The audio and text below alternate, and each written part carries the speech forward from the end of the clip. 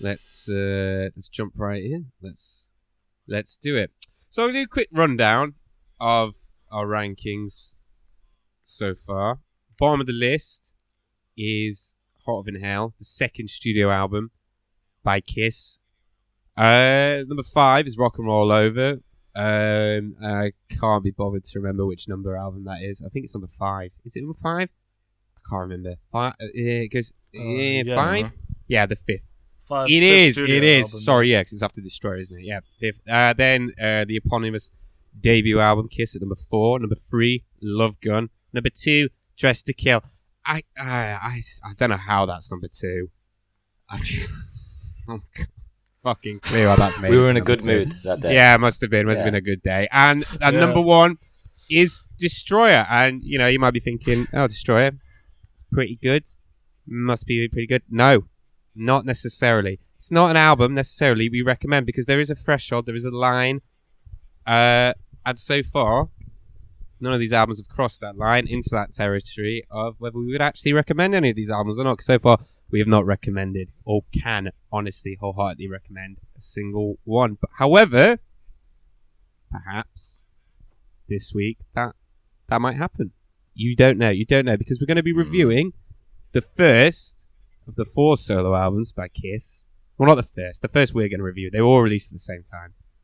But the first we're going to review, which we picked at random, which is Paul Stanley's. And a little bit of background. So problems are getting worse for the band. It's not going well. They start filming Kiss Meets the Phantom of the Park, which we might cover. Probably after we do these solo albums, we might cover it. We don't know. It's a great film. Absolute riot. And things are getting worse. They're on the set of Kiss Meets the Phantom of the Park, and Ace says, finally, that's it. I've had enough. I'm done. I want to do my own solo record. But Bill Aucoin, their manager, he stops him, and he says, wait.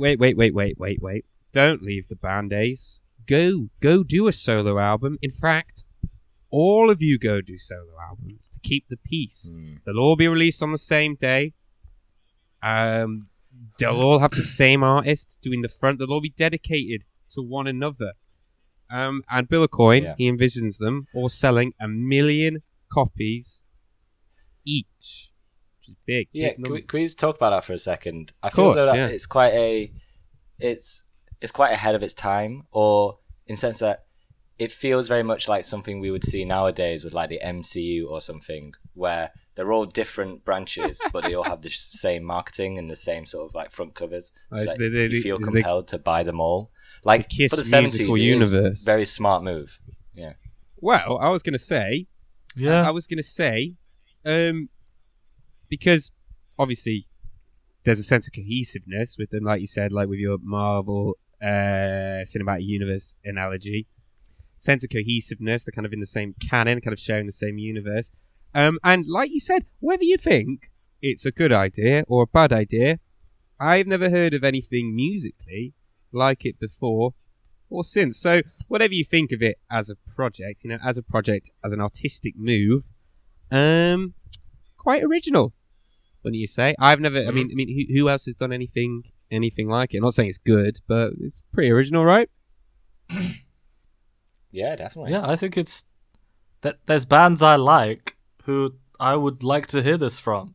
As a fan, I can tell. Of course, it is just a marketing ploy, but the artists that I like the idea of them all coming out with a solo album without the negativity of knowing that a band's broken up, for example. Yeah, which is like what was going on with this, for example. Because I mean, it's an attempt. I suppose that's true. It's an attempt to make a lot of money and save the band in the process, really. Out of curiosity, but what I mean is, at the time, the fans didn't know that. No, the fans were just like, "Oh, each member, I get a solo album from each member. It's like 4 Kiss albums for all in one." Because, that's great. Well, this project is seen as a failure. Essentially, didn't really work, and we can get into that probably at a later date. But it's seen it's not working. But actually, on paper, I think it's a pretty good idea because they're still at the height of their powers. They're still at the height, and everyone's got a favourite at this point. They must have made a lot of money from it, though, right? No, Yeah, surely this made money. No, loads of them got returned. Loads of them. I think they all sold about, about 60,000 each, thereabouts. When you're up against like, you know how Love Gun sold or Rock and Roll oversold, or when you're printing a million, like over a million each, because you envision that a million's going to be sold, and most of them got returned from distributors and from record shops because they just didn't sell. Man, I know.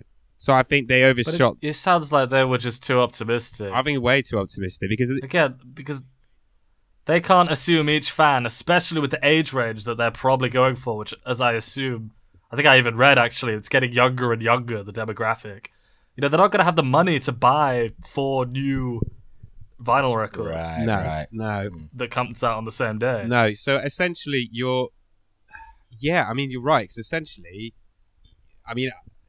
you're releasing 4 studio albums at one time, right?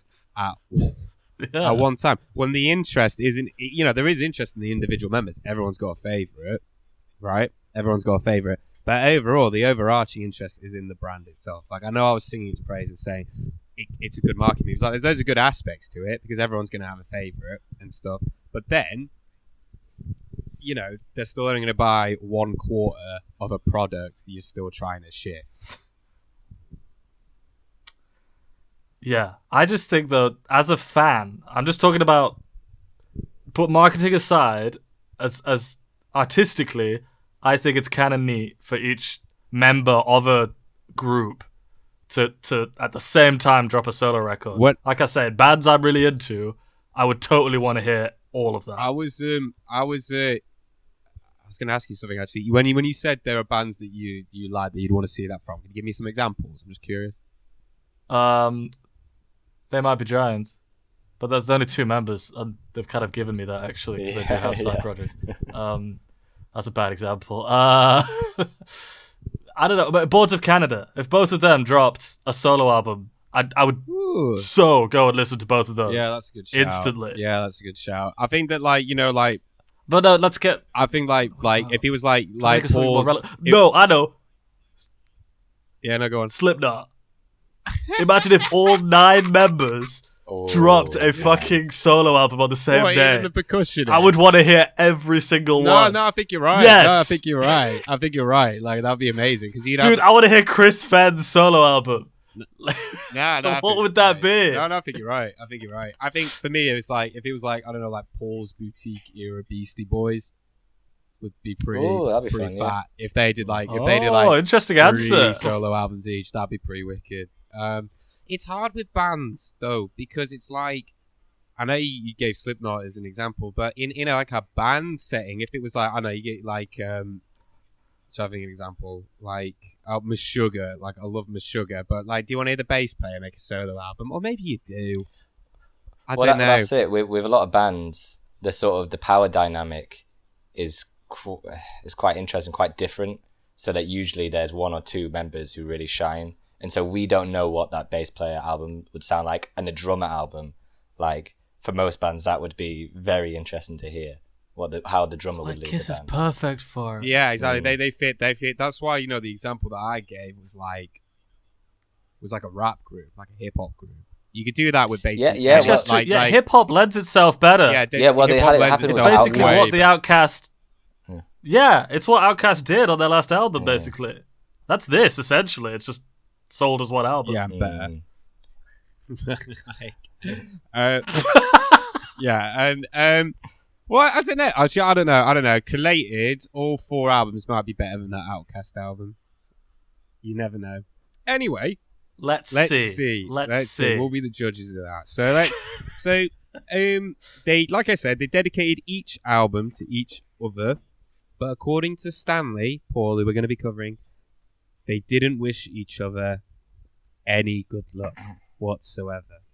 So, this is quite competitive. This is quite a competitive thing. What's going on here. Chance for them all to prove themselves, whatever. But we're not here to talk about the other albums. We're here to talk about Paul's. And what kind of expectations did you guys have going into this? Because mine were quite low, mainly on the basis that I was worried it would just sound like the run of Rock and Roll Over through to Love Gun. Do you know what I mean? A lot of filler, a lot of,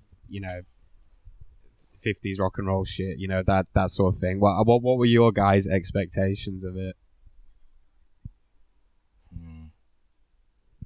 Yeah, I read, it says on the Wikipedia page that Paul's was reviewed as the most Kiss-like, or is perceived as the most Kiss-like, and so that, gave me low expectations going in. I don't want to give too much away, but going in, I was like, is this just going to sound like Dress to Kill or something? Yeah, I agree. I thought we kind of knew, like, how Paul likes to write songs, and we know that he's sort of the lead in many of the albums listened to before. And I was hoping that this format of doing the 4 solo albums we would see something different for him. But my expectations weren't too high for it. No, me neither. So Paul goes off and he says he had a lot of fun.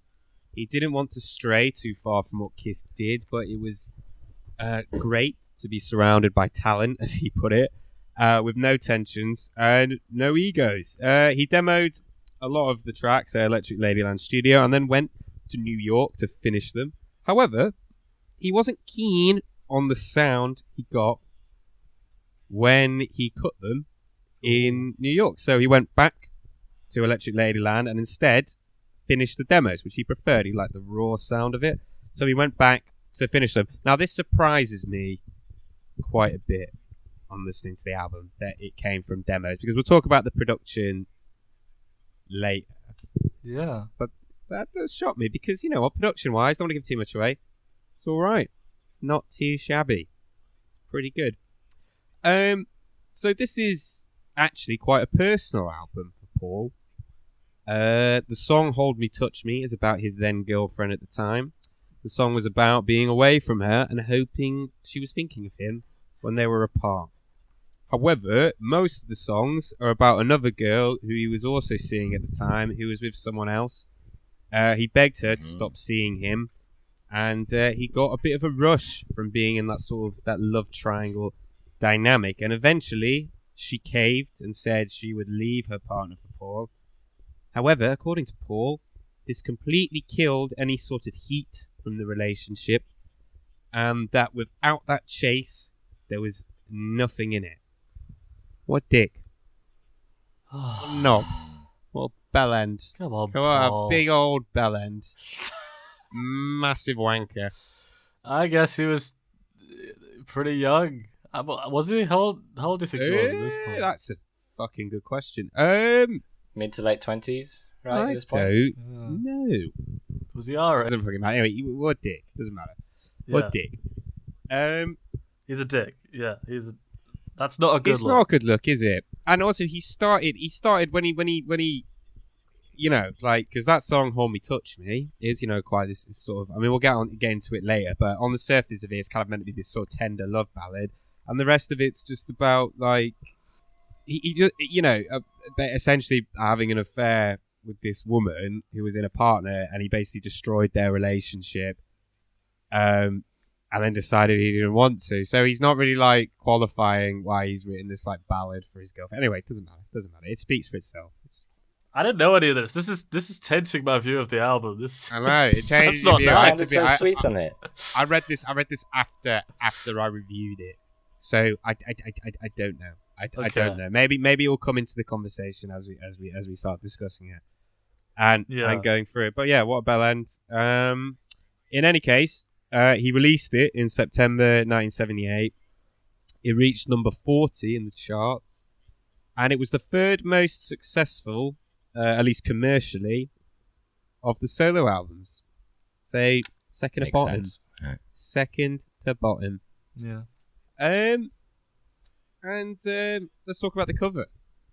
Not really much to say. Not really much to say about the cover. We get it up. I think he looks cool, I guess. I mean, he doesn't look. He doesn't look interesting face to pull, isn't it? Yeah, he doesn't. Not what I expect. He doesn't look as silly as he does on previous albums. He's going for smouldering. He doesn't quite overdo it. It's quite arresting. Yeah, it's quite arresting as a cover. It's well crafted. I think the whole package of all 4 records together look pretty good. You see them sort of next to each other. It's a good look. What do you think? Guys? Yeah, I agree. Purple is a nice choice for Paul. The art looks really good. The face he pulls is, I don't know, I wouldn't quite pair it with the album, but it's a good look. It's a good look. What do you think, Danny? I think at first I thought maybe the artist did him a bit dirty because he's like drawn these like wrinkles below his lower lip. But actually, I think what he is doing is a legitimate pout because he is. There's a pouty singer out there. It's Paul Stanley. He's very. I think he's probably just recreating that. That's probably an honest pout there. Apart from that, I think. I mean, yeah. Look, this says everything to me about Paul. I do. Again, we were talking about marketing. I do wonder whether his makeup and look contributed to the sales. I think he doesn't look like a demon like Gene does, and this was the 70s. He might be considered to look a bit gay or something that might. Do you know what I mean? I just think a teenage kid at the time, a self-conscious kid who would go towards Gene or Ace over his look probably, and I think that's honestly, I believe. I've not heard those albums yet, but my theory so far is that the album sales are to do with that. It's just to do with the front cover. Well, I've wondered whether that's why Gene sings so much on so much of their albums, because he's by far the worst singer and one of the worst songwriters. But I think he gets a lot of shade. So I think he gets a lot of time on the albums because he was the most popular. His sold the best, overall, which is astonishing when you think of the actual quality of his work. I think that mainly one of the I think I agree with you. I think that's probably why they give him so much time, because I mean, like you said, let's be honest, Paul is musically should be a lot of people's favorites, but aesthetically was no one's favorite. That's what I mean. Yeah, I'm worried people weren't picking him as their favorite. I have to be honest, as a 13-year-old, I don't think I would have picked him as my favorite, because back then you are thinking of them as comic book characters. Yeah, you'd go deep. And Paul would have been the most popular with the ladies, right? He was the best. I don't think they had any lady fans. I think most. I was just going to say most of their fans. The pictures actually, Alex, I think Ace. I think Ace was more popular with the ladies. I would say that. I think Ace was more popular. I don't think they had any lady fans. I think their fans were 14-year-old boys with skinny bodies and really fat faces. I agree. Covered in acne, getting bullied. Guys, we heard Great Expectations. The band told us themselves that the ladies in the crowd. Yeah. No, they did. Ladies in waiting. They did. Ladies in waiting, yes. And in the ladies' room as well. There's so much evidence. Fuck. So good. Yeah. The body of evidence is overwhelming. They've littered their music with the clues. They have ensured us that there are many, many women in waiting. It's a good front cover. It's all right. I like the purple. Yeah, it's all right. It's all right. So let's get into it track by track. Alex, the first song, which I've not written the name down. Yeah, I forgot. It's Tonight. I can't remember what it's got. Oh, that's it. Yeah. Tonight You Belong to Me. Alex, talk to me. What are your thoughts? Okay, so we spoke a little bit about going into this album, what our expectations were. And for me, before listening to it, I was thinking about, what do I want to hear from the albums, and what is the Paul flavor going to be, and what is the Ace flavor going to be, and such. And this first track was a good showcase of that different flavor, in the sense that Paul gets to try something different. But the other thing that I didn't consider about these solo albums is that the bands themselves are going to sound different. like the session musicians or whoever they're playing with are also going to sound really different. And I think this track actually benefits a lot from having different musicians. The bass in particular is really expressive in a way that Gene usually isn't, especially when it comes to the slower stuff. And I like the energy of this first track personally. It's not a brilliant song, but I think it gives Paul room to kind of show off his vocals a bit and kind of give the crowd something that we haven't heard from that much. And the musicians kind of support his voice. Like, I think the build up to sort of the climax of the song, it suits Paul really well, and it's all, you can tell that like the way the song is written is all based around his vocal performance and his voice. So I think this is a pretty decent track, and I think Paul, we said it before, he is a good singer, and he can make even some quite boring lyrics sound pretty good and work. And like I say, the lyrics to this thing, nothing special, but like the parts where he's singing like "You belong," like he makes it work. So I'm giving this one a pretty tentative thumbs up. Danny, what do you think? Well put, Alex. I especially like what you said about the immediate presence of session musicians. It lifts because actually I wrote quite a lot. Yeah, I wrote a lot, but actually so much of what I wrote comes down to the production, the musicianship, the performances. It's just all so much tighter than the four guys rocking out together. This song in particular, it's a nice acoustic intro. The falsetto that he starts with feels way more pop already than a lot of stuff Kiss have done. His accent's a little funny. You can't avoid that with Paul sometimes. There's these nice harmonized flourishes on the acoustic that Rock Bottom could have done with that sort of thing.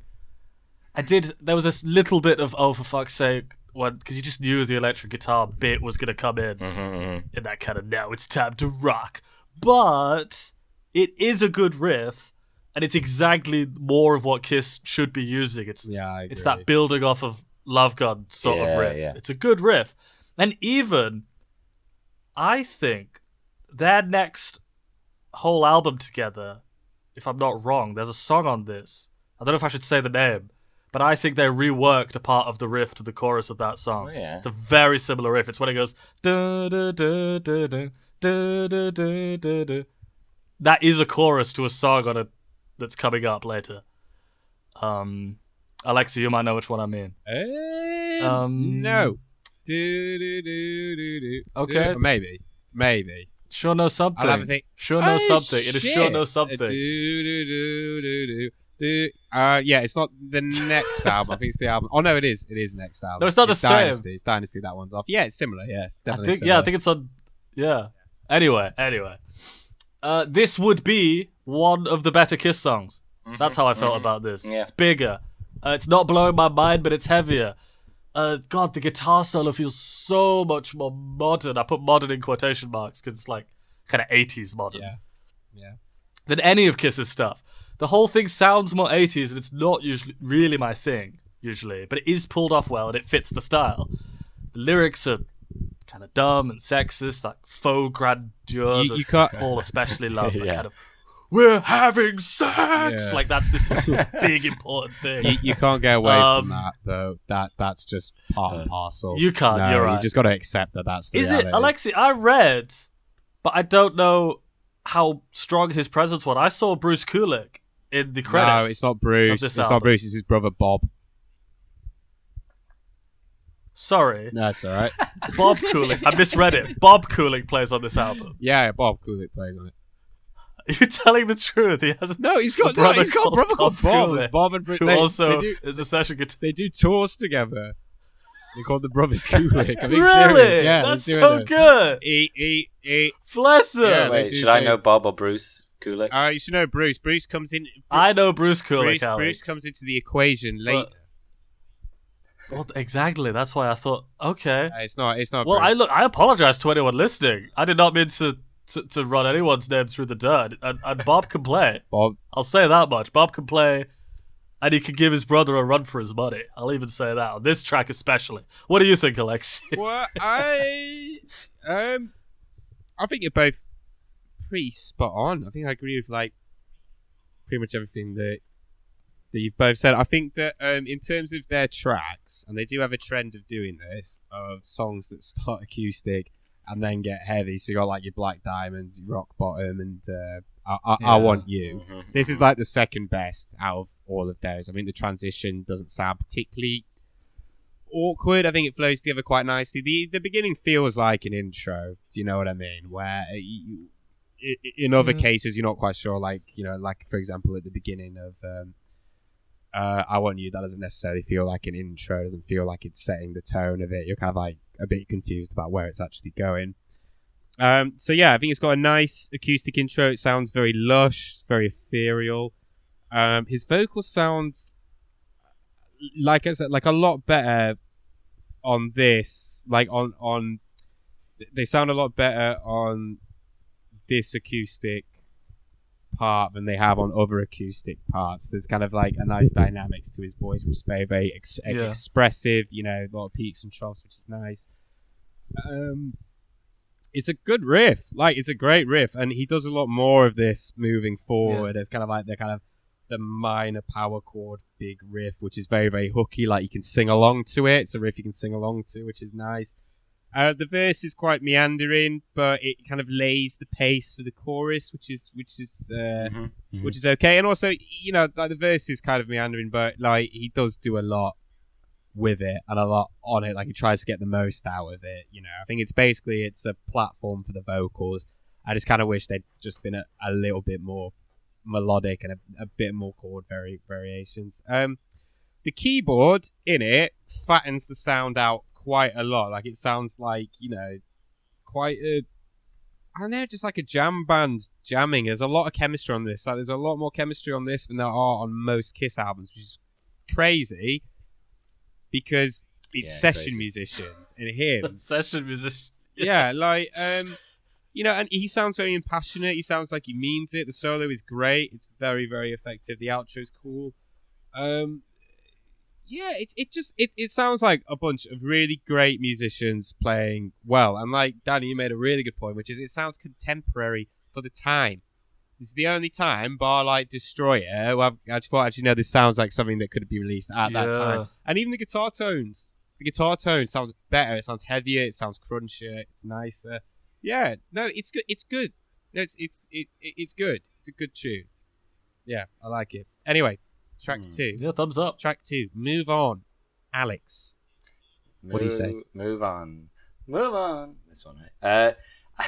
Okay, so the first track is it raised expectations. I was quite happy with it, and I thought, you know, okay, we're gonna get something different here, and you know, he's gonna try out some different stuff. I mean, I understand with all of these, they're not gonna stray too far away because it is still a part of Kiss, and they only made this in 1 year, so I doubt they went like off to India and explored different sounds or whatever. But with Move On, which is the next track, we do get some very familiar ideas and riffs and sounds. You can hear that Paul's, like, you know, again, giving it his all and he's having fun, and but it returns to those kind of like familiar like guitar blues riffs that we've heard so often in the past, like in the verses, and it's a very forgettable track, and we get our I kind of like that Paul in this one he's adding a backstory to his fuckboy lifestyle, where he's like, well, my mama told me, like, you know, you can't let one girl tie you down. You got to try all of them. Move on, apparently. So I really don't have much to say about this one. I thought it was quite disappointing in the context of the album. Kind of, I mean, the chorus is a little bit catchy. Just Paul's voice doing the "move on," dun, dun, dun. But other than that, there's really not much I have to say about it. So, Danny, please help me. What did you love about Move On? What did I love about it? Let me see. I put the solo is fine. Yeah.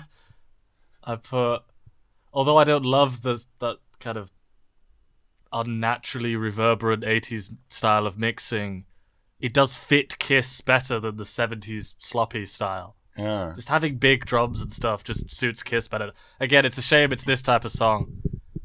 This just sounds like a better produced regular Kiss song, is what I felt. Yeah. I like do I like it? It's just, there's this sort of musical theatre breakdown section. Yeah, with the acoustic It happens guitar, twice, right? I think. And like piano, and it sounds more Kiss than Kiss. Yeah, that When it does that, I just think Kiss should be doing that more. it feels a bit more. Or at least it suits them. It feels a bit more like something that'd be on. Go on, They're Alex. saying it feels like something that'd be on Destroyer. That bit I put. Yes, yeah, it sounds very Destroyer. Again, ups and downs with that sort of thing. I just wrote "Damn it, Paul" as soon as this one started. Yeah. Similar to you, Alex, it took me in the wrong direction, and there was a sigh of exhaustion when it finished. Just more of the fucking lyrics, the women as the enemy. Yeah. Just the kind of, well, you gotta watch out for them, fuck them and dump them. I don't know. Yeah, not a great pivot there. Alexei? Not a great look.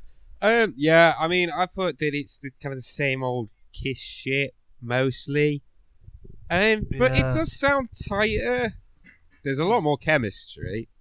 Yeah. And the breakdown again is a bit of a curveball, but it's not too bad. Again, it reminds me of something from Destroyer, so it's nice for them to take that experimentation forward. The solo is okay. It feels like Ace is being imitated though on the solo on this one. Like it's trying to sound more like Ace, but it's just a bit more. It's a bit less sloppy and a bit less reckless, a bit more streamlined. There's a few moments of that. Yeah. The end is good, I think, and jammy, and this feels like you said, like one of those, again, like a really bog standard, typical Kiss song, but it does feel a lot more fluid and a lot more, urgent, and like even just having like the backing vocals for the Move On bit just fattens it out a lot. Like it sounds better than a lot of those songs do. There's a lot more, there's a lot more vigor in it than there are on those songs. Like of that middle of the road 50s rock and roll shit that they do constantly, this is easily the best by far. Like the best. If they're going to do that sound, I'd be like, this is the thing that I go, because the end of it, the best of all we've heard so far. No, I'm saying like, I don't think it's the best. No. I mean the best of that kind of 50s rock and roll style shit, like your ladies. Tomorrow and and Tonight's better than this, isn't it? No, I disagree. I hate it. Tomorrow and Tonight. Like, I feel like this has a bit more, like, a particularly. It's better produced. It's better produced, and also it's got a pretty good outro. The outro is just them like going off those two chords, and and the chorus is going, and there's a nice guitar solo. There's a nice like twiddly guitar solo over the top. Like, don't get me wrong, it's not great. But I think out of when they try to ape that sound, this is probably the best attempt at it. And I think that is by virtue of it being better produced and having better musicians playing it, and a bit more of, a bigger palette of sounds to choose from, basically. But in any case, ain't quite right, Alex. Talk to me. Yeah, well, I'm getting a whiplash here because we had the first track was very different, and then we go back to regular Kiss, and now with Ain't Quite Right. It's a curveball. We get a whole different tone again. Yeah. Yeah, this one's interesting. I'm not sure what to think of this one.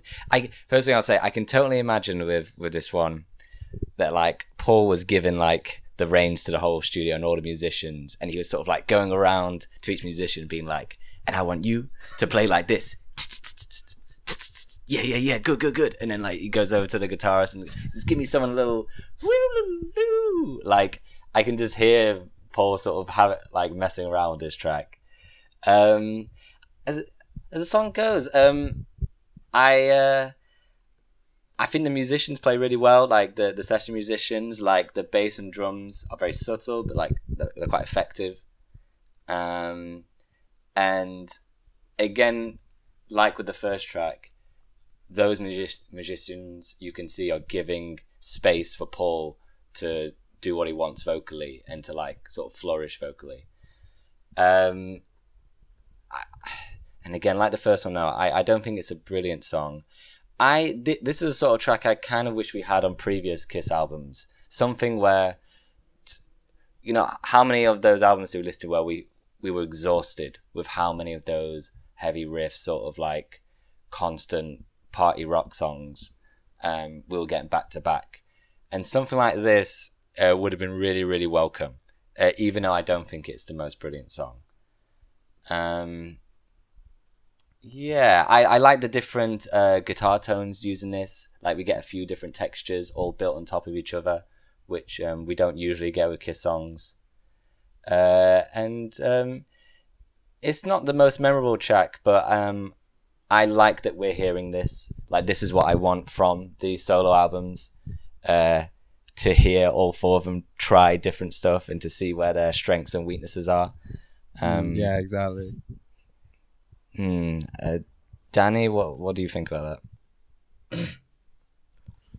Yeah, lots of good points there, Alex. I especially agree about like some of the previous albums. Yeah, could have done with a calmer moment. Mm-hmm. And I suppose this album, yeah, again, like those, it wants some calmer moments. And I'm not loving this. It's as if it's just something like Paul's professionalism is coming through more here. It just feels like maybe what you said, Alex. Like he's just, you can see him directing the musicians, and it's just tight. It's tighter, at least in Kiss. Having said that, though, I did. Straight away, I was. Oh, go on, Alexei. I was saying it's way more like put together and professional sounding, like you said, than anything Kiss have put. I mean, maybe a couple of things of Destroyer, obviously. Like it's when Alex was saying something interesting about like you could do this on a Kiss album. I don't think the other musicians would have been able to pull it off. Is that I don't think they could play in that mode.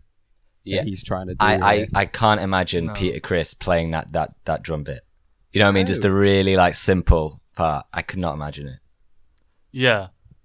Having said all that, I did ask quite early on when I was listening to it, just what is the vibe here? What is he going for? His vocals are strong. And you're right, Ale. I like what you said. I didn't think about that, about how the musicians are giving him space. Because he's singing very well. And it's not his usual thing, what he's singing. It's not a love gun he's giving us here. It's just this weird, quieter song. It almost sounds like a kind of well-produced 70s chart song by a completely different artist. I don't know who. I feel like the solo is. I'm sorry to see what you think about this, because you're talking about like, you know, how it's like sort of a showcase for his vocals. You don't think it would be better if he was like telling some sort of story or something like that? Well, yes, you know what I mean? I do think so. There should be like a narrative built into the song that's a bit more like strongly defined rather than kind of like vague lyrics what he's going. Because at the minute he's sort of going off like, you know, like oh, there's this girl and I like her, but it's not really quite working out. You know what I mean? Rather than that kind of like vague, you know, look. Try to think of the best way to describe it. Kind of like that vague toxic love story thing. Instead, if he was spinning some sort of a tale, there'd probably be more to latch onto. I was gonna. I think I wrote some of my notes later on that like this album, it does kind of show that Paul is very limited. Like even when he is given the reins and he is given his freedom to kind of does what he wants. And I think he even like said somewhere that like, whenever he pitched stuff like this to Gene, Gene would like shoot it down, being like, "Oh, we don't want that lovey-dovey crap on albums." And that the negative side of it is that now that we're seeing it here, we can see that Paul is not a great storyteller and doesn't have much to say. No, not even as a when lyricist, he is trying to be more emotionally open, I guess. No, I just put I can't make sense of the lyrics is he worried this woman is a spy? I thought maybe that's what it was about. Because he said it ain't quite right. Like, she's reporting to someone else or something. Like, she's... Yeah, like he's... Maybe so that was my It is a bit... deep interpretation of the song. It does sound a bit like is that he's a sleuth He's like a sort of... He's a 007. The last thing I'll say about this is that it did get worse, especially on the second listen, and it is all the good things we said about professionalism and it being well performed. It is just a bit of a boring song, at least for me. Yeah. It's just not the sort of song I would ever put on. Sorry, Alexei, what do you think? I mean, like I said, it's way more professional sounding. It's way more put together. There's a lot more textures in it. There's a lot more, when I say textures, different sounds in it. It's not really that texture. It's actually quite a bare song, I feel. They stripped back. Yeah, it's a bit of a curveball. The fat chords at the beginning sound sort of awkward. But it's a nice hook. I think the ain't quite right bit. It's quite a dynamic song as well. I do actually really like the bird chirp guitar solo. I actually really quite like. It's quite groovy. I kind of wish it was a bit more soulful than it is. I feel like he could give it a bit more rasp. I think he does sing it well, but I think he sounds a bit sort of tepid, a bit like he's I don't know, like there's a bit of trepidation in his vocals, but not really any issues because it ain't quite right. It ain't quite right. That's why. There's I don't really have that many issues. It's nice to hear him experiment a little bit in this field. His vocals are okay. I think. Yeah, I don't know. I think it's all right. I think it's okay. It's pretty good. It's all right. Right. Wouldn't you like to know me, Alex? Yes, I would. Wouldn't you like to know me? So one thing I didn't quite expect going to this album is I kind of I wrongly assumed that Paul was going to go a bit heavier with some parts of this album. I know we were going to get a bit of sappy stuff, but I thought like the other half of it would be like kind of heavier rock. I did not expect as much sort of just straight up like 70s pop that we were going to get from this album. And Wouldn't You Like to Know Me is very like by the numbers, sort of like a pop track. There's not too much to say about this track, but I do think it's performed very well. Similar things like saying with the session musicians, I think they did a good job. Paul sounds good with his backing vocals. And I think of all the pop stuff we get on this album, this one is the best. I think I like the drive. The chorus, I think, is the best chorus. Very catchy. So even though I don't think there's anything special to it, I kind of dig this one. Do you think that with these solo albums, and I guess we can sort of answer this as we listen to more and more, like, was there an element of Paul with this album being like, let me get like something on the charts and then I can do my own solo thing? Do you think there was artists were trying to create room for themselves in a solo nature, and maybe that's why Paul would do more poppier stuff than this? Alexei, or like more commercial stuff. Maybe. I actually think it was I think it was for all of them to assert their dominance in the band. To be honest with you, I think. So you think they were still loyal to the band? I mean, the vindictive to the point of absurdity. I think that like they could kind of go to each other afterwards and be like, "Well, yeah, well, mine sold better, so you should listen to me more."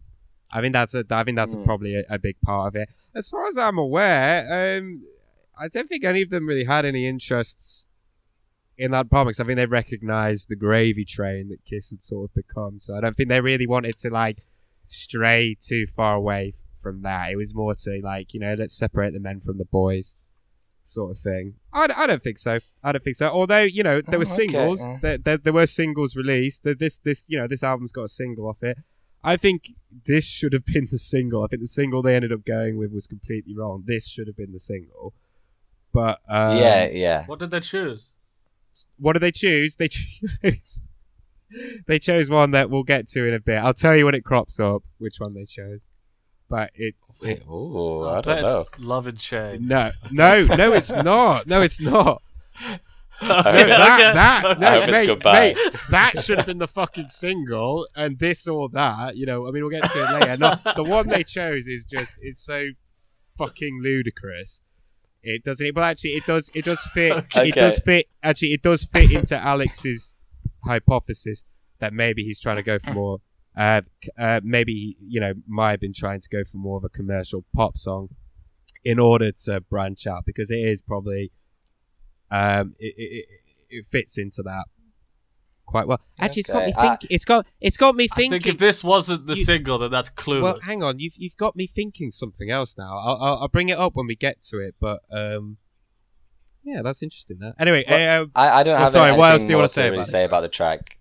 Just that it's catchy, and it's simple, but I don't always think that's a bad thing.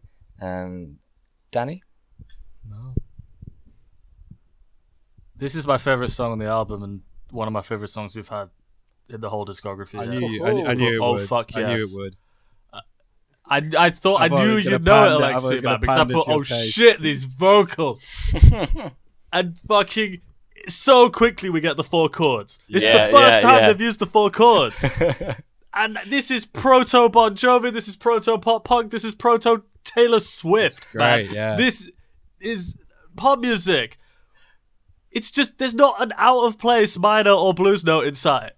It is just this boy, does it sound banger. good. Yeah, it's a banger. I agree. When I was younger, I would have only half ironically rocked out to this with Alexei. Yeah, definitely. Or you, Alex, both of us. We'd all have would have loved this. It's great. Why aren't Kiss doing this sort of energetic rock ballady? Like, this is Mr. Speed without all the nonsense that they add to that song. And even the solo is typically out of place for this song. This sort of song always has a solo that doesn't fit at all, and they nailed it. Yeah, it's a completely out of place solo. Yeah. And when afterwards, when the open strings riff comes back in, it's like a descending major thing. Best moment on the album yet. The vocal harmonies are great in the chorus. I love it. I'm happy that I'm predictable. I forgot to mention that I do think this song misses Ace for the solo. No, I disagree. You're right, I disagree, Alex. I disagree. I think he's too rocky. I think he's too rocky. He's not melodic enough. He's nowhere near as melodic enough. He's too kind of like dirty and bluesy and stuff like that. You want like this. I mean, you want like a fucking. I don't know. He's a great, like a Rick Nielsen from Cheap Trick or something like that. That's the kind of person you want on it. You don't really want like, I don't know. I don't think Ace is missed. Well, what do you think then, Alexei? This is great, man. Yeah. This is great. This is great. It's a banger. It's an absolute banger. It's great. It sounds like it sounds like Cheap Trick. But that's not a bad thing. I like Cheap Trick. It's good. Yeah, It's good to hear Paul just be on 10 over a track like this with those, those chords. Like you said, it's the 4 chords, but they're used really, really well. And he just because if you're going to use the 4 chords, he's just kind of like, well, I might as well just be on 12 throughout and just, just take it to its to every possible extreme. And he does it really, really, really, really, really well. It's an impossible chord progression to fuck up, basically, but it's far from fucking it up. You know what I mean? It's taking it to its logical extremes, doing it very, very well. It's melodic, it's propulsive. He sounds really, really passionate, and I like that. It's great. No, it's a banger.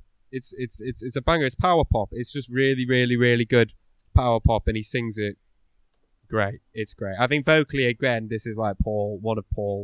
This is Paul at his best. It's great. It's fucking brilliant, and it would never be on a Kiss album, like a proper Kiss album. It would never be on it. Mm-hmm. And it's great. Why would Gene veto it? I don't know. I mean, maybe. I mean, what it sounds like? It sounds like it would be really good in a film, some sort of romantic comedy from the 80s where a guy has to like run through some sort of security because his girlfriend's about to leave. Do you know what I mean? It would sound really, really good over that. Or sort of montage. Yeah, like a montage. It's great. It's great. Anyway, oh wait, is this it? Oh no, it's not. It's not. Sorry. Take me away. Sorry, take me far away. Brackets. Together as one. Alex. Yeah. Okay. Okay. Take me away. Wow. Very different track. I wrote, "Oh Lord, this is cringe." To start off with, to put it bluntly, I was not into this one as much. I like what Paul's trying, but more on this album, we hear a lot of Paul's quite silly accent sometimes, and that he puts into his singing, and sometimes it's just too much for me. And the sort of like kind of, well, we're gonna get it more on, but when he tries to go into that more like whispery sort of tone, like singing in your ear sort of thing, I'm not really into it. Like both of the like the sort of lower voices going for here, and then like the more rock sound towards the end, they're both a bit too much for me. I find it quite interesting that, like, you said the last track it couldn't have been a Kiss song. I feel as though this one could have been. I can sort of imagine it as a Kiss song, even though it's a little bit different from their usual formula. I can totally imagine Gene being on this, or like Peter on the drums. I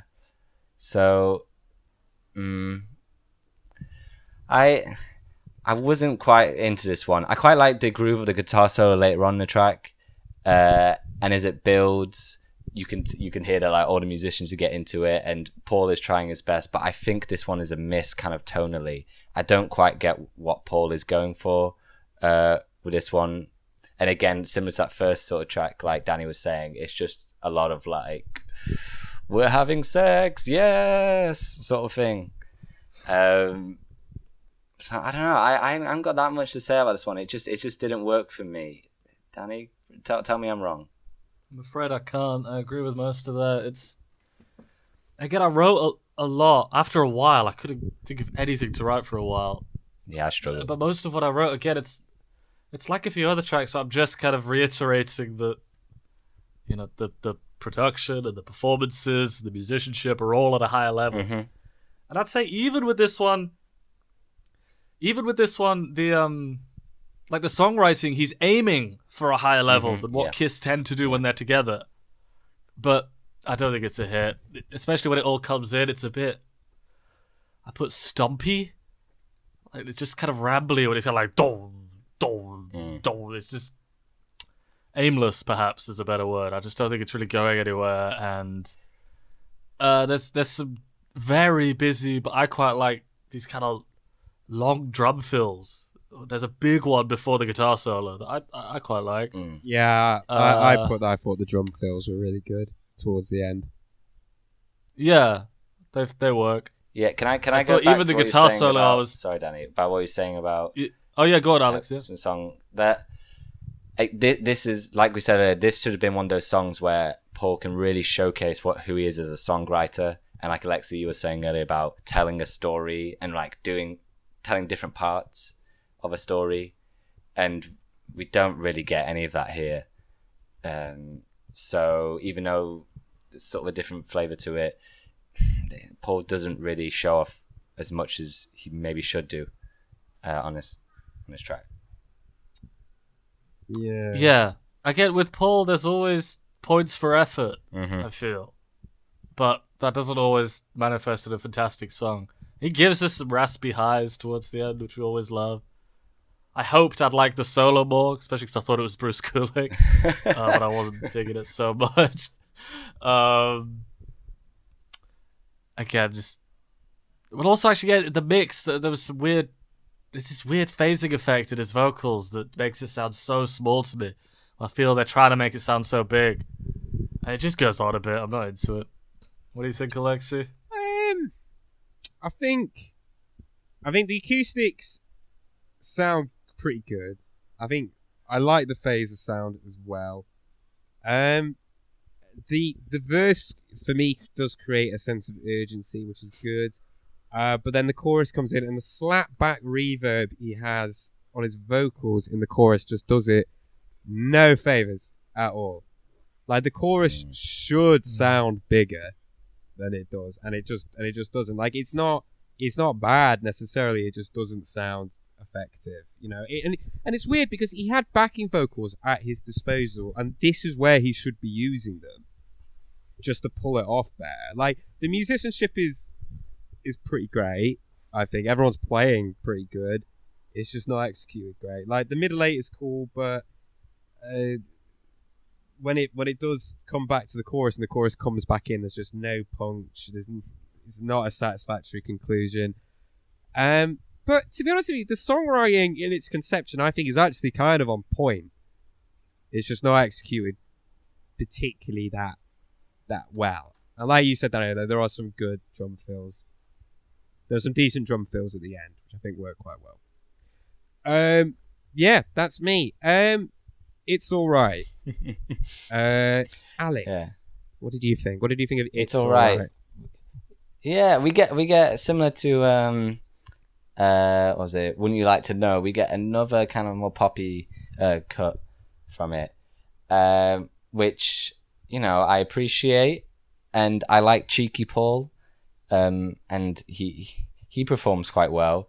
But I can't get over with this song. I can't get over the guitars. Like, they're just too, I don't know what the right word is, but like it's too messy and up there, and it just makes the whole track kind of fuzzy, and kind of like when I was listening to this in earphones, like it just became too much for me, and I had to like tone it down. I think there's a basis for a good pop song in here, but I think that the backing instruments need another go. Yeah, that's really all I gotta say to it. This was one like I can't remember what song it was from, like Hotter Than Hell, but just every time it came on, like it just gave me like ear fatigue, and I had to like turn it down on my phone. So I really don't have much to say about this. It's all right. Danny? Well, it sounds like I liked it a bit more, although I do feel, yeah, you brought up Wouldn't You Like to Know Me. It's a bit like a B-side to that. Like, it's not quite as good, and it's a similar type of song. But I thought it was a nice rocking riff. This is the Paul vocals that we love to hear. Again, why do Kiss not sound like this? We talk a lot about minor, but here Paul is showing us how they could do major perfectly. Give us these pop bangers. Why not? These rocking pop bangers. I wasn't coming up with too much to say. It's just, I like this music more, and Paul is a good singer. It feels like that's what this album comes down to sometimes. It's just, he's a good songwriter, and he's a better singer than all of them, basically. I think, maybe not Peter, we'll see. I think that we obviously we're going to get to this more when we talk about the album as a whole. But so far, again, I don't want to hint at it too much because we all talk about it more, I think. But we're about five or six tracks in, right? And it's only been Paul the whole time.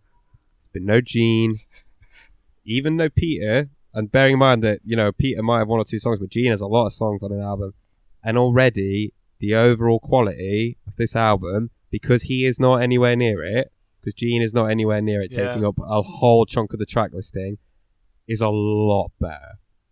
Yeah. Absolutely. Yeah, there is no question. There's no ladies' room. Yeah. There's no Great Expectation. There's no Ladies in Waiting. No Christine 16. There's no Going Blind. Do you know what I mean? Like, if you know, there's not even from Paul's standards, there's not even like a room service on this. Do you know what I mean? Like a kind of lesser, you know, everything is better than that so far. Do you know what I mean? And it's amazing how, even at this far in, when you would have already had 2 or 3 Gene cuts, how much better it is. It's a lot better. Just consistently, it's better. Again, we're not exactly showering this album with praise. We've got a few problems here and there. No. Yeah. But it's, I'm just, the highs are higher and the overall quality feels a little higher. More than a little, actually, in most places. So just out of curiosity, so this song, It's Alright, right? Yeah. I would say hands down is better than even though this is probably one of the more kind of middling or like, you know what I mean? Like not one of the better songs on this album, but it's better than the majority of shit that Gene has on most of their albums. Gene does not have a song as good as It's Alright. I'll happily go on record. Yeah. No, not even close. He couldn't touch this song. Even because Paul's got songs on other albums that you can just hear have been fucking tainted, man. I'm going to bring up Mr. Speed again because I put that in my notes for It's Alright again. It's I got did as well. a 6-5-4 progression in it, which the only time I remember hearing that in a Kiss song was Mr. Speed, which they fuck up with all this rock and roll 50s boogie-woogie bluesy shit that doesn't fit the sound at all. But this one, it fits. It completely fits to put in the... I don't know if that comes up on mic, but that sort of... It's a very common chord progression. So it's just that... It's Mr. Speed without the bullshit. We get what the song is asking to be. Here, he's serving the song much better. Yeah, he's given... Even... There's a big... Oh, yeah! At the start that I love. I'm all about that. And the last thing I'll say is he says... I missed the context of this lyric, but he said, I'll give you breakfast in bed. Which is lovely to hear from this gentleman. Nice of him. He's a very, very good cook. He's a very, very good cook as well. He brags about it in his autobiography. Does he? After he got divorced, he got really. It might have been cooking. a sexual innuendo.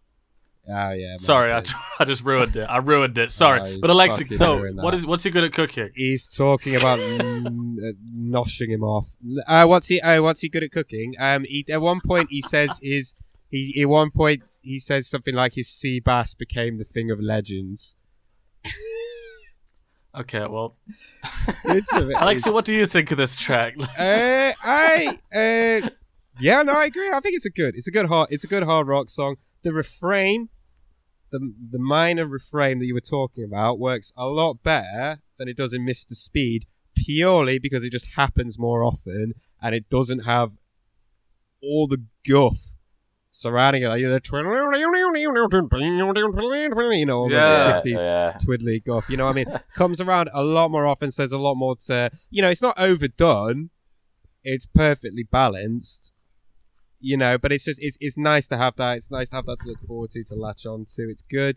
His vocals sound great. I like his vocals a lot in this. Again, he sounds really, really passionate and it lifts the track, which otherwise could be seen as being quite boring, and like, again, it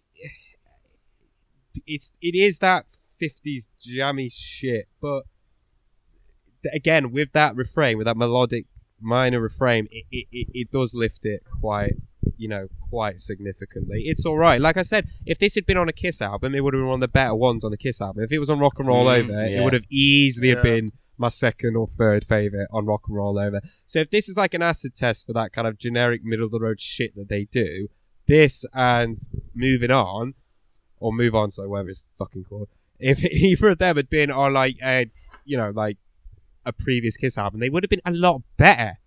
It would have been like a much higher quality, and that's kind of like the most exciting thing that I would like, that I can extrapolate from it.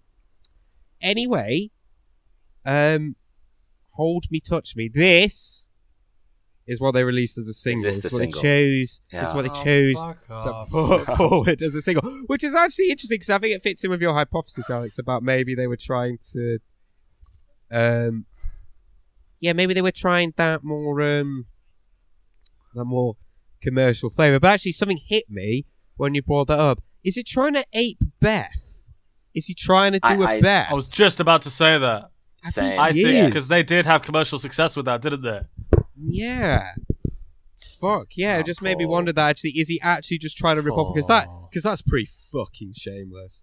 Because as well, in his autobiography, he shits on Peter so much, right? Because Peter's like, I wrote the most popular song, and I think he's trying to make a point of like, I could do it as well, and it will be just as successful. This should not have been the single. Sorry, Alex. I'll give you some.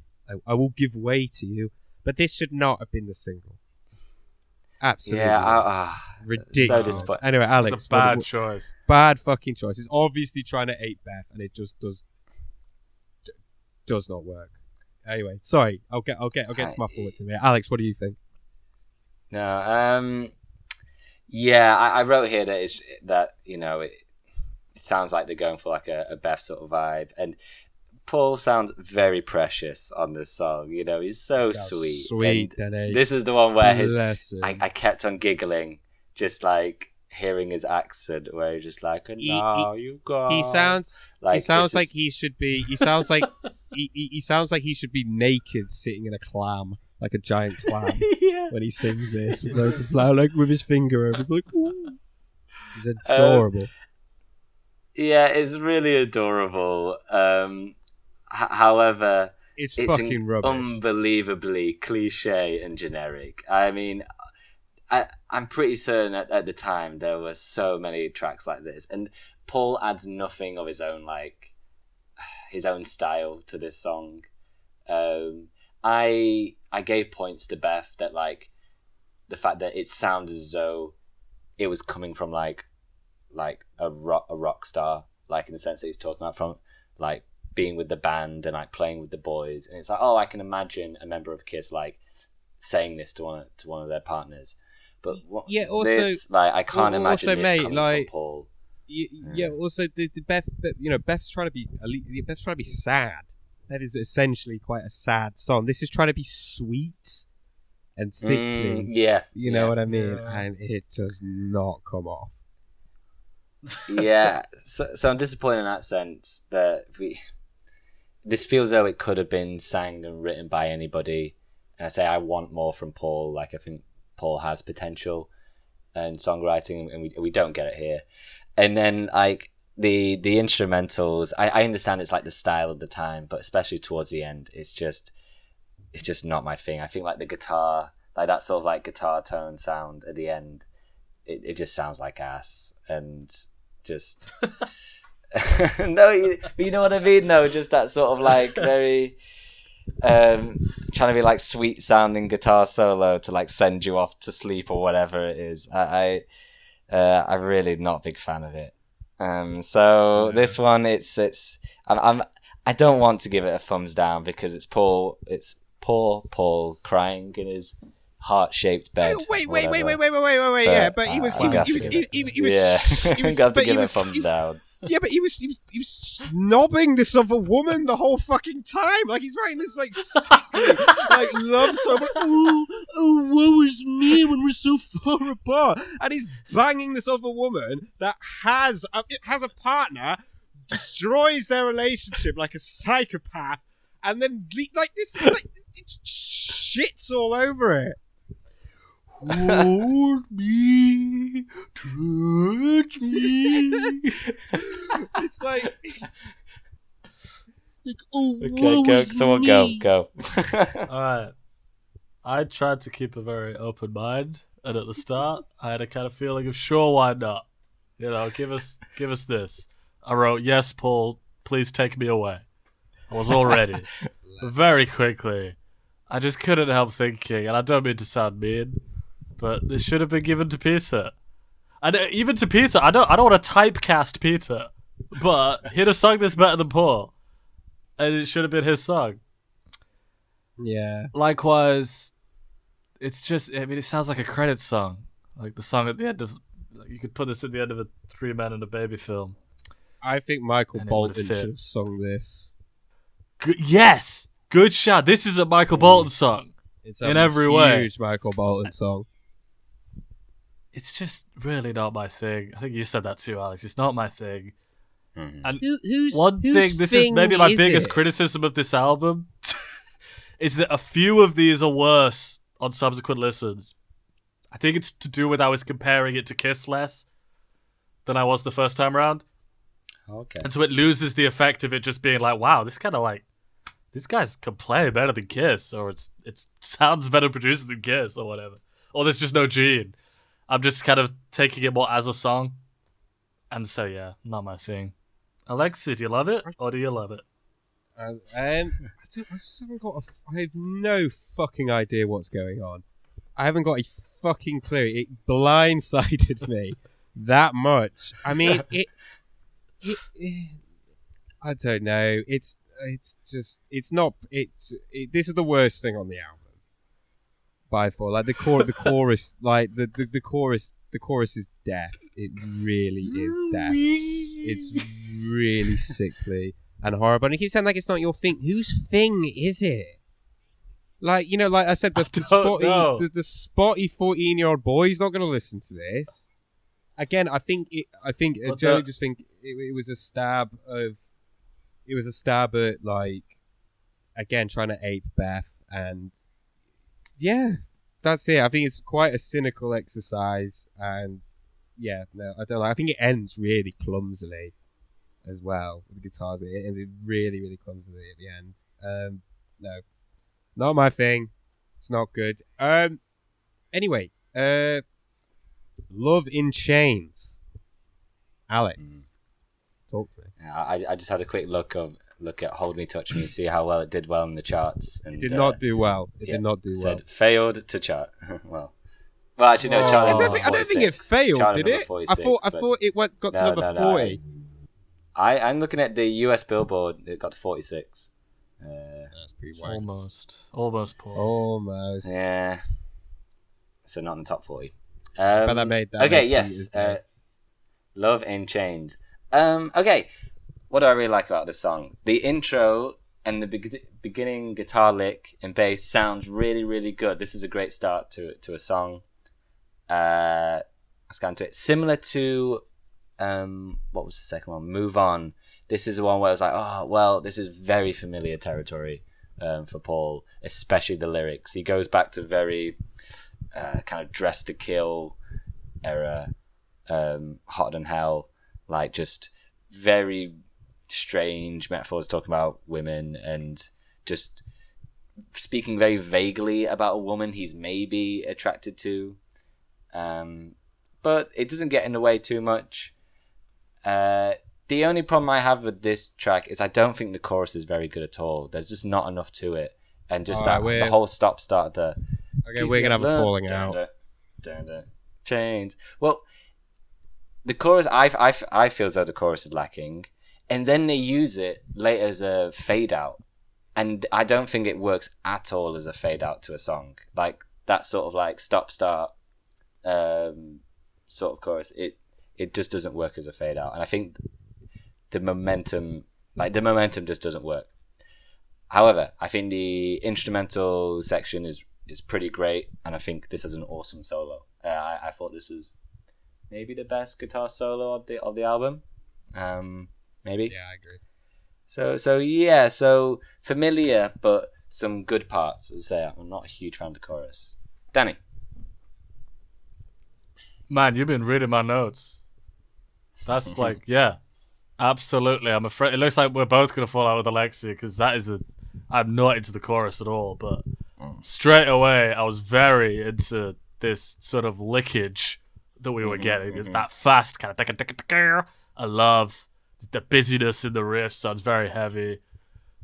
God damn his vocals. I know I'm a broken record, but he's killing it on the vocals. Smashing. I feel like I've heard it before. Is it in the movie or something? It's in the really movie. Recognized. Yeah, it's in the movie. This is why I got the Right. timeline. This is why I got the timelines mixed up because they recorded these albums after they'd finished filming the film.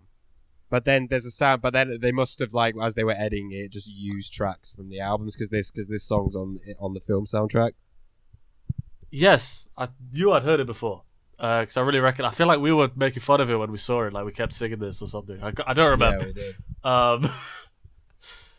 I feel, especially the harmonies in the chorus, I feel like he's trying to recapture that Love Gun magic, and I don't think he's succeeding. The solo, I put the solos much better on this one. Either this or I feel like the first track also had a very good solo. Either this or the first track has the best solo, in my opinion. Outside of the chorus, it really does rock, and that's my subjective take. Is just that I do not fuck with the chorus at all. And again, I also wrote Alex that the fade out on the chorus was a bad move. The tone's off. That's everything I wrote, Alexei. Tell me how good the chorus is. I think this is an absolute banger. I think this is a fucking banger. This is great. This is the shit you want. This is the shit that you want from them, though. It's what you want them to make. It's a great riff. It's a really, really fucking good riff. Brilliant riff. There's a great sense of urgency to it. It sounds fantastic. It sounds heavy. It sounds crunchy. It sounds good. There is a bit with the first chorus where there's a break. There's like a beat where they miss us to go, love in chains, boom, like that. That does stall it a little bit. That does make the chorus pottle it. But actually, I think this is the best hook on any Kiss song that we have had yet. Whoa. I think this is the best hook. I think it's a fucking brilliant hook. It's great. It's big. It's powerful. I love the groove at the start. You know what I mean, with the little like sort of like funky pop. We had Love Gun on the last album, Alexei. Yeah, I agree with that. Yeah, Love Gun. Love Gun ain't a hook though. Love Gun. The reason why Love Gun works so well is because he's just blaring it. It's not like catchy. It's just powerful. It just kind of like. It's like a shotgun blast to the face. Like, this is a hook. This is a good hook. It sinks its teeth into you. It is an earworm. It is a jam. It is fucking brilliant. This is probably my favorite song on the album, actually. I think second favorite, actually. Sorry, it's tied. It's tied with Wouldn't You Like to Know Me. These two are tied. This is a fucking brilliant song. Excellent. Moving on. Goodbye. Alex, this is the final song of the album. Alex, tell me, what are your thoughts? So we've all been very positive on the album, and then we get we get Goodbye. Well, I don't know, maybe you guys really liked it, but oh my word, is this tacky. This is really, really tacky. I was not a fan of this one at all. I don't know what he's going for with this track. To me, this is all over the place, and we praised the musicians on this album quite a bit, but the bass on this track is very weak, and the guitar line as well towards the end of the track, it's just kind of aimless and going nowhere.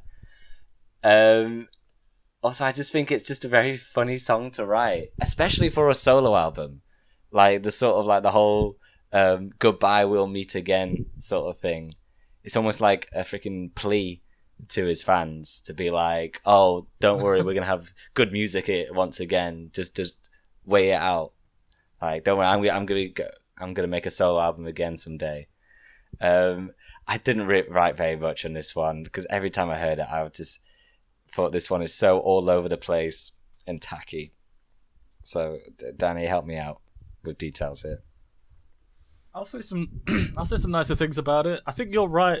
I agree with you as far as the tone goes. The feel of this song is a bit, it's a bit off. But I almost feel like structurally, I feel the opposite about Love in Chains. I think the chorus to this works musically, while the verses really don't. The verses feel very long, and I don't like the verses at all.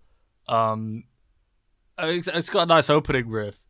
The whole song, it's got this sort of Mixolydian hopefulness, optimism of the future sort of sound to it. I'm sure there are other albums. It's a familiar sound to me, putting this sort of sounding song at the end of an album. I'm trying to think of an example.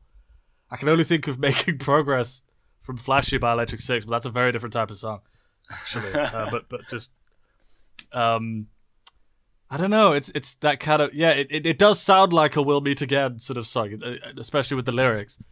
Wait, you say you like the chorus? I think this chorus is. I like the chorus. Weak.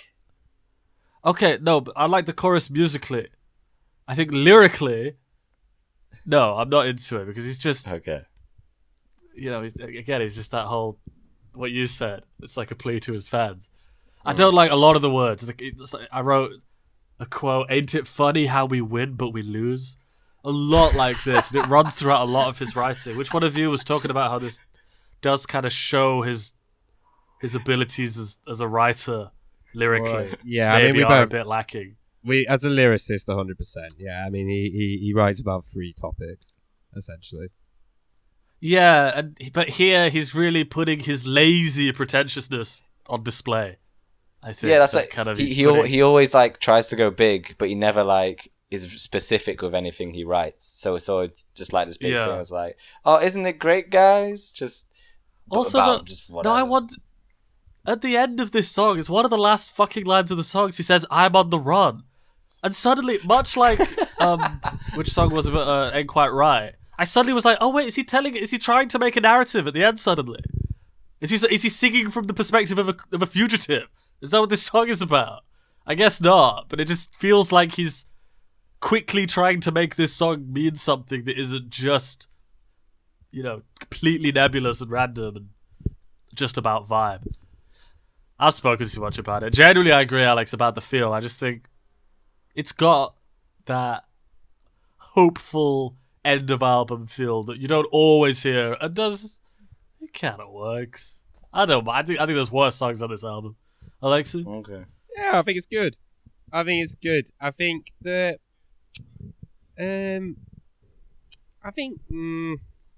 yeah, it's alright. It's nice. It's a jam. It's a jammy song, and they jam it well. There's a lovely triplet on the bass, which is quite nice. I love the final chorus.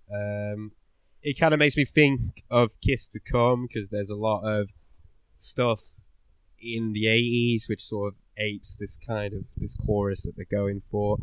It's good. I think it's pretty good. I haven't really got much to say about it, to be honest. I think it's alright. It's fine. But don't you think it's kind of like a meandering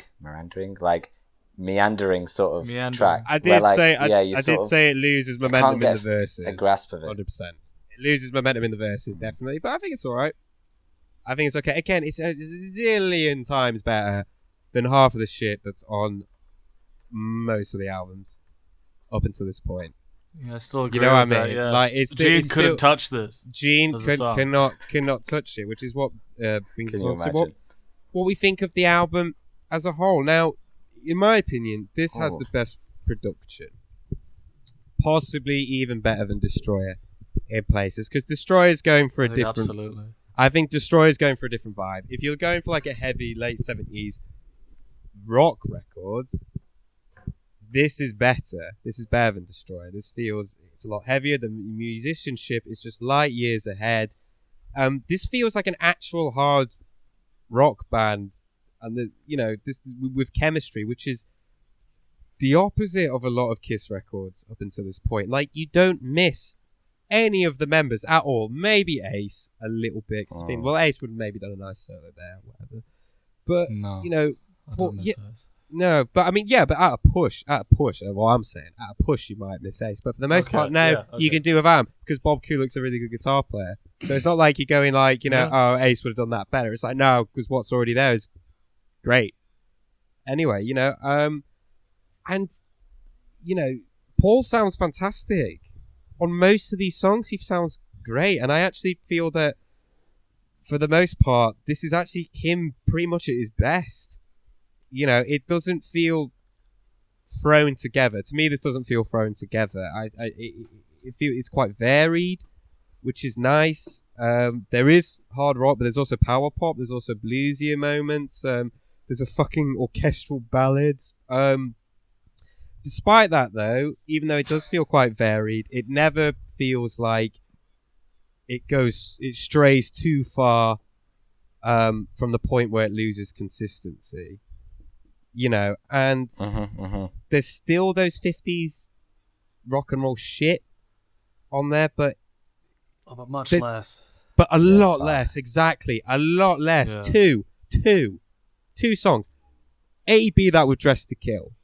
Or A, be that with, Rock and Roll Over, where it's just fucking all over it. There's no plot. The plot is gone.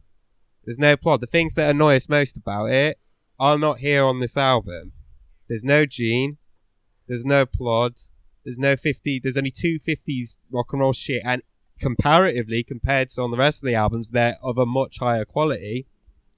It's amazing when you just stick to his vocals and his songwriting, how much of a jump in quality there actually is to an average Kiss album. Like, yeah, there are some duds, and I mean, like, he has made duds in the past, but absolutely.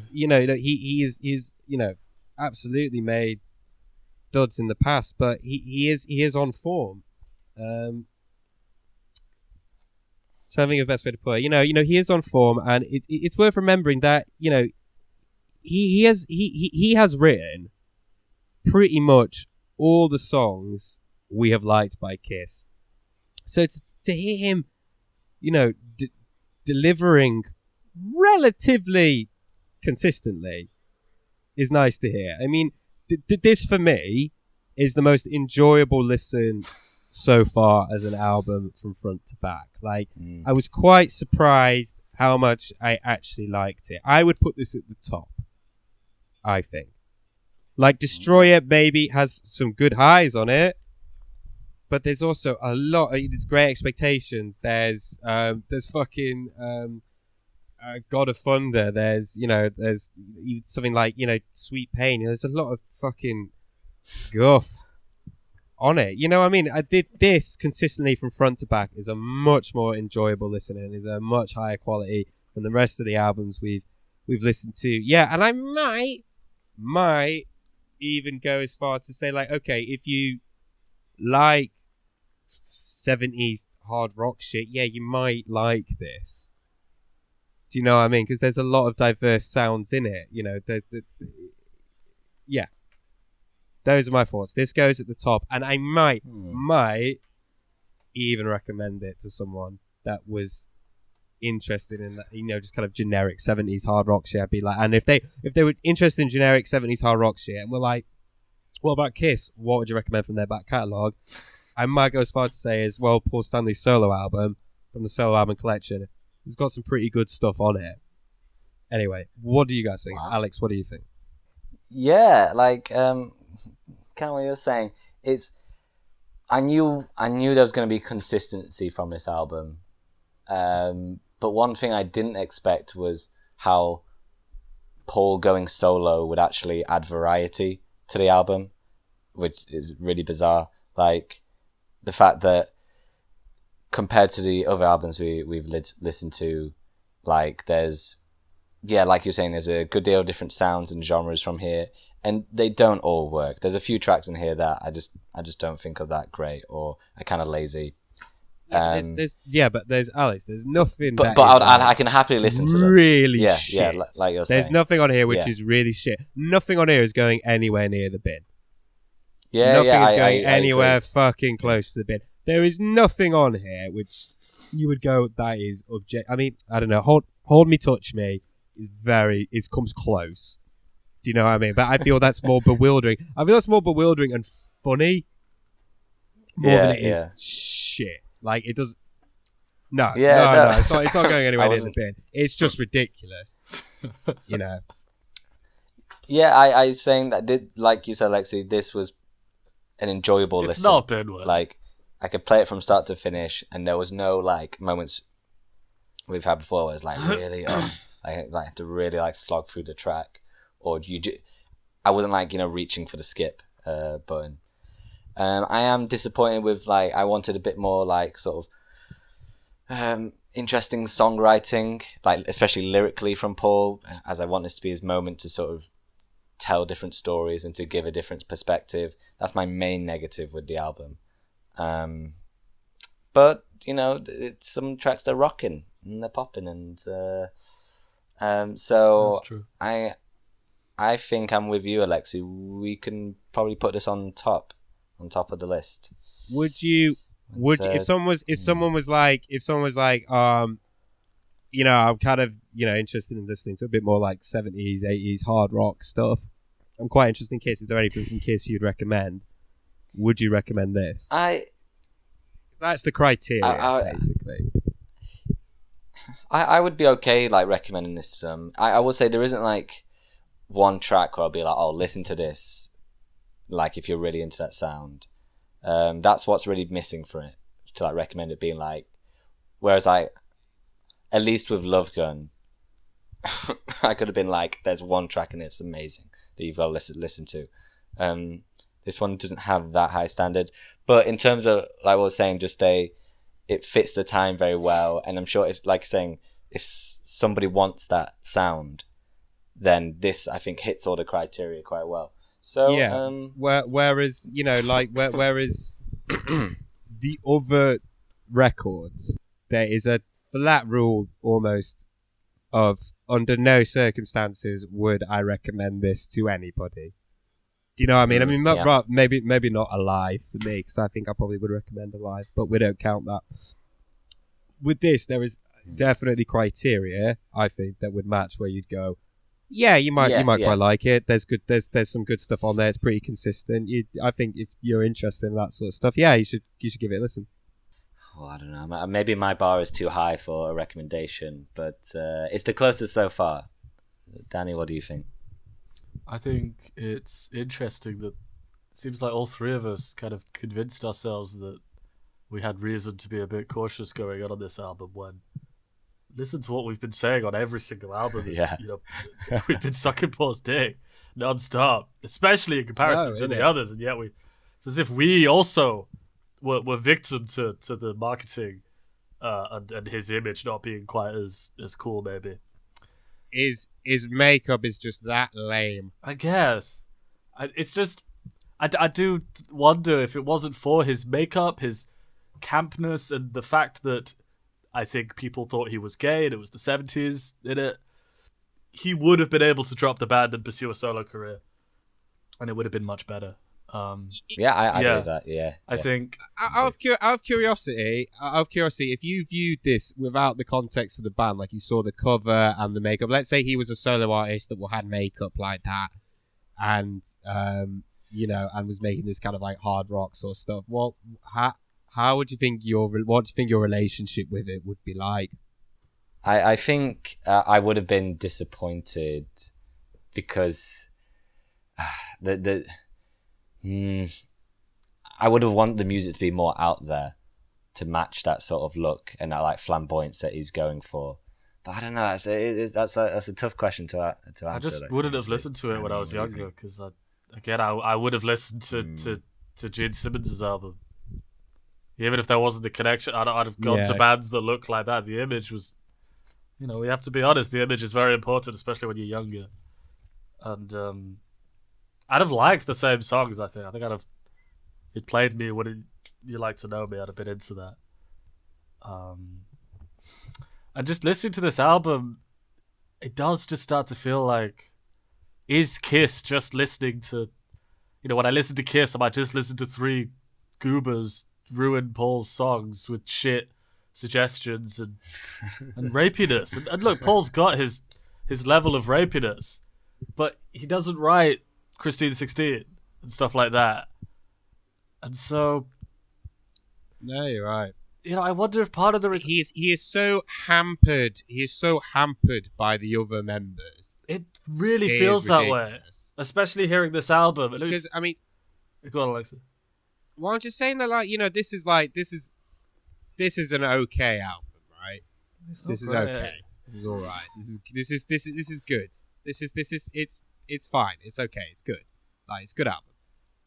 It's not great, but it's good. But that is a lot better than than what we've had in the past. You know what I mean? When as soon as you get you get one Paul song, and then you get three Gene songs, and then you just go, well, that's just fucking ruined it. We don't have that here. Yes, I think there's ups and downs as a songwriter, just like any Kiss album. We have these ups and downs, and that's very present on this album. But it's so much tighter. The performances, and even with the songwriting, Paul always gets points for effort, and he always does. It just sounds like he's really giving himself to it. I even wonder, I'm curious to hear the other albums now, the other solo albums, because I wondered whether part of the higher level of production is to do with it there not being live performances in mind when this was made. So I'm going to be curious to hear the others, if that's the case, right? Because Kiss, the music they write, you can hear it's going to be played live, and then it's probably better live, a lot of it. So I would agree and put it at the top of the list. I would not recommend it. Yeah, I think it's to do with the bar. It's to do with... I think, Alexei, you're a guy who likes to recommend people music, and you want to help people. I'm very precious about what I'll recommend, and I would not recommend this to anyone. for it to actually, for us to, I mean, it's got to have like all of our votes for it to then reach into a record. Okay. So but we're all saying that it goes on top of the list. Yeah. No, it's number one. It's number one. It's number one. For sure. Definitely. I'm going to set it. Yeah, this was not an unenjoyable album. Which is crazy. It's Paul Stanley's solo album. Stick it in. I don't know. It was good. It was all right. It's all right. Anyway, it's time to pull another solo album. Oh yeah, out the hat. Let's do it. I'm just okay. So who do we want? Pizza. I really want. I'm most curious about Peter. Yeah. I really, really, really hope it's Peter's. Okay, so I've picked one. Gonna open it. I'm kind of hoping it's not Aces. Do you know what I mean? I feel like there's a lot more diversity on the other two albums. I feel like, Aces is gonna be more kind of. I don't know. Maybe Ace has got a lot up his sleeve. Oh shit! Which one is it?